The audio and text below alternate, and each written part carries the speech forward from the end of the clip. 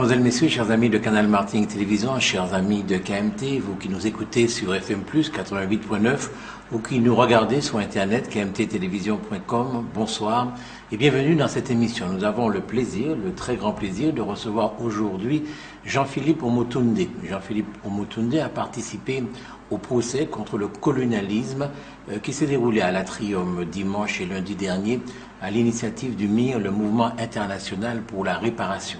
Monsieur Omotunde, bonsoir. Bonsoir. Vous allez bien? Ça va très bien. Vous Je êtes prends qui? énormément de plaisir à être en Martinique. C'est vrai? Oui, énormément. Je vais vous démontrer que ce n'est pas si vrai que ça. D'accord. Je suis sûr que je vais vous démontrer que ce n'est pas, que vous ne prenez pas autant de plaisir que vous le dites. Allons-y alors dans ce cas. Vous êtes qui? Alors moi en fait je suis aussi extraordinaire que ça puisse paraître. Je suis né en Martinique, mais j'ai grandi en Guadeloupe et maintenant je suis à Paris.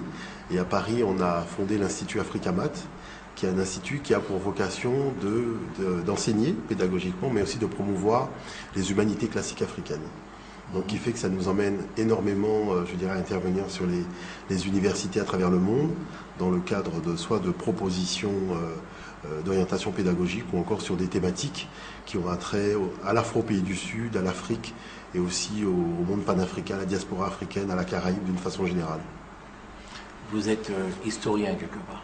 Voilà, c'est-à-dire que nous, le travail que nous faisons, c'est surtout nous intéresser à l'histoire intellectuelle du monde noir.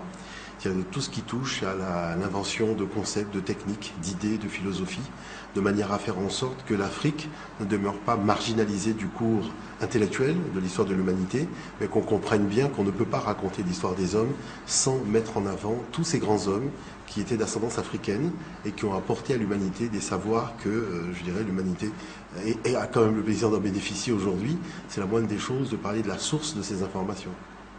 Vous êtes également un auteur très prolifique, vous avez beaucoup écrit de livres. C'est vrai, c'est vrai, c'est vrai. J'ai écrit tout d'abord l'origine négro-africaine du savoir grec, tout simplement parce que je voulais montrer que le concept de miracle grec était, je dirais, une invention académique, parce que ce miracle n'a jamais existé.